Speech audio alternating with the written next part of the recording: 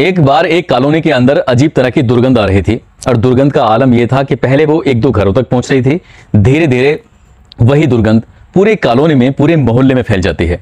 अब लोगों के लिए परेशानी का सबब बन चुका था वो दुर्गंध।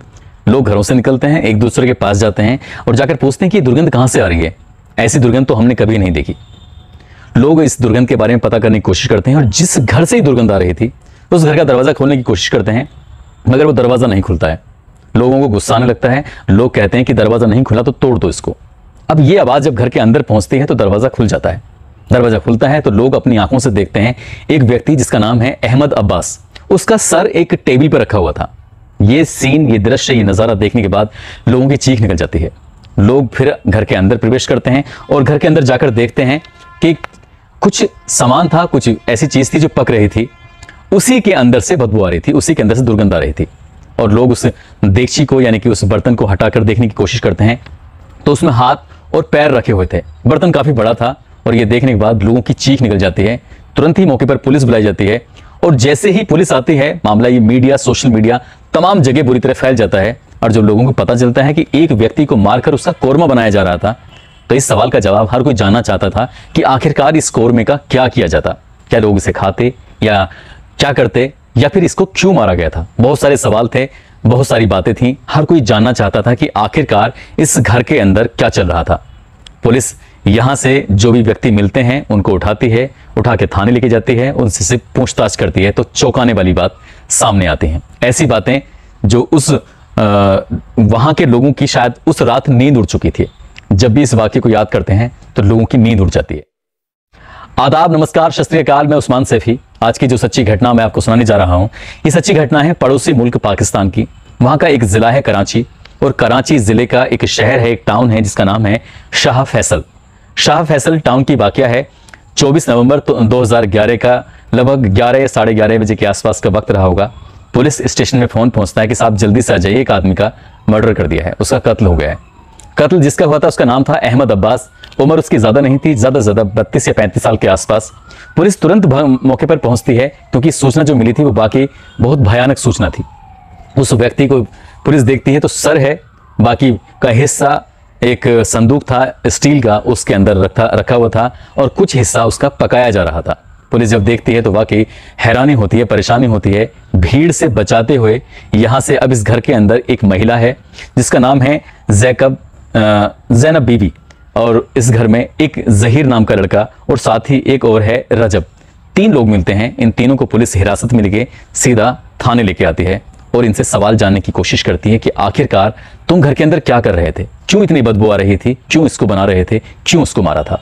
बहुत सारे सवाल थे, जवाब पुलिस जानना चाहती थी। सभी उतावले हो रहे थे, मगर ये बात जब मीडिया में, सोशल मीडिया में फैलती है तो ये मुल्कों को पार कर जाती है। ऐसा कौन सा देश था, चाहे वो अमेरिका की बात हो, रूस, फ्रांस, भारत की बात हो, चाइना की बात हो, किस देश में ये न्यूज नहीं चली थी कि एक औरत ने अपने पति की हत्या करके उसका कोरमा बना रही थी, उसकी एक स्वादिष्ट व्यंजन बना रही थी। अब उसका करती क्या, यही सवाल था, क्यों। पुलिस ने जब उसे सख्ती से पूछने की कोशिश की तो उसने एक एक बात तोते की तरह बताना शुरू कर दी, मगर बताते बताते वो रोने लगती है। रोने वाली वाकई बात भी थी। दरअसल बताती है कि 5 साल पहले, यानी कि सन 2006 में उसकी अहमद अब्बास नामक एक व्यक्ति से शादी होती है जो कि सिक्योरिटी गार्ड का काम करता था। उसके साथ वो बिल्कुल ठीक ठाक रह रही थी। शादी ये पहली नहीं थी बल्कि दूसरी शादी थी। उस वक्त उसको एक बेटी भी थी। अहमद अब्बास ने उसको बेटी सहित स्वीकार किया था और वो उसके साथ बेहद खुश रहता था, उसका बेहद ख्याल रखता था। दोनों ने लव मैरिज की थी, परिवार की मर्जी के खिलाफ। परिवार के लोग इस शादी से खुश नहीं थे। ज़ैनब और अहमद अब्बास दोनों ही अपनी जिंदगी में बड़े खुश थे, मगर धीरे धीरे जैसे कि वक्त आगे बढ़ता है वैसे वैसे उसकी छोटी बेटी अब बड़ी होने लगती है और बड़ी बड़ी होते होते अब वो लगभग 14 या 15 साल के आसपास हो चुकी थी। बेटी उसकी बेइंतहा खूबसूरत थी। उस बेटी पर उस व्यक्ति का, जो कि उसका सौतेला बाप लगता है, उसका उस पर दिल आ गया था। उसको वो प्यार करने लगा था, उसके साथ वो गलत हरकत करने लगा था। जब मौका मिलता था तब उसे छूने की कोशिश करता था, जब उसे मौका मिलता था तब उसके साथ रिलेशन बनाने की कोशिश करता था। ये बात बेटी को तो बिल्कुल बर्दाश्त नहीं होती थी। सोनिया इस बात का हमेशा विरोध करती थी और सोनिया की माँ ज़ैनब भी इस बात का बहुत ज्यादा विरोध करती थी। लेकिन अहमद अब्बास की जो हरकतें थी हर दिन बढ़ती चली जा रही थी और 23 नवंबर 2011 का दिन ऐसा आता है कि इस घर में झगड़ा हो जाता है। और झगड़ा कुछ इस कदर होता है कि वो कहता है कि मैं इसके साथ आज रात बिताऊंगा। जब बात रात बिताने की आती है तो माँ को बेइंतहा गुस्सा आता है और माँ कहती है चाहे मेरी मौत हो जाए, चाहे मेरी सांसें खत्म हो जाएं, बंद हो जाएं, मगर ये काम मैं बिल्कुल किसी भी कीमत पर होने नहीं दूंगी। इसी बात को लेकर जब बहस होती है तो वो अपनी ही बेटी यानी कि सौतेली बेटी को बहुत बुरी तरह से मारता है, पीटता है और उसे गंभीर रूप से घायल कर देता है, क्योंकि बेटी भी उतना ही विरोध कर रही थी जितना विरोध उसकी मां कर रही थी। 23 नवंबर 2011 का ये वाकया है। आखिरकार उस दिन वो अपनी बीवी को गुस्से में आकर तलाक दे देता है। ज़ैनब से कहता है कि मैं तुम्हें तलाक देता हूं, मैं तुमसे हमेशा हमेशा के लिए अलग होता हूं, लेकिन हम लोग इसी चार दीवारी के अंदर रहेंगे, अलग नहीं होंगे। अब मैं तुमसे निकाह तोड़कर तुम्हारी बेटी से निकाह करूंगा। जब ये बात ज़ैनब को पता चलती है तो ज़ैनब रोने लगती है और ज़ैनब सोचने लगती है कि आखिरकार करूं तो क्या करूं। उसी दिन इत्तेफाक से उसका सगा भांजा आया हुआ था जिसका नाम ज़हीर है। ज़हीर की उम्र 17 या 18 साल के आसपास रही होगी। वो रोते रोते अपने भांजे से कहती है कि भैया मैं क्या करूं, तेरे जो मौसा जी हैं, खालू हैं तेरे, वो तेरी बहन पर गंदी नजर रखते हैं, आखिरकार किया जाए तो क्या किया जाए। वो कहता है कि तुम परेशान मत हो, कोई ना कोई रास्ता निकालते हैं। एक रात का मौका मिला था 23 नवंबर की रात का कि आखिरकार करें तो क्या करें। रात रात में प्लानिंग होती है और प्लानिंग के बाद जब अगली सुबह आती है तो वाकई वो बहुत खतरनाक सुबह थी। नींद की गोलियों का इंतजाम किया जाता है। सुबह का जब नाश्ता दिया जाता है तो नाश्ते में चाय बनाई जाती है। चाय के साथ कुछ और भी आइटम था। लगभग 5 गोलियां चाय में अहमद अब्बास को दे दी जाती हैं और अहमद अब्बास को ये चाय पीते ही नींद का झटके थोड़ा तेज आने लगते हैं। लेकिन इस ज़ैनब को तसल्ली नहीं थी। उसे ऐसा लग रहा था कि इन गोलियों से उसका कुछ नहीं होगा। वो दोबारा से मेडिकल स्टोर जाती है और मेडिकल स्टोर से कुछ गोलियां और लेके आती है और लाने के बाद फिर वो एक बार चाय या किसी वैसी चीज बनाती है और अपने पति को नशे में ही, अपने शोहर को नशे में ही फिर से 3-4 गोलियां और दे देती है। अब नशा ज्यादा हो जाता है। ज़हीर अपने दोस्त को फोन करता है जिसका नाम है रजब।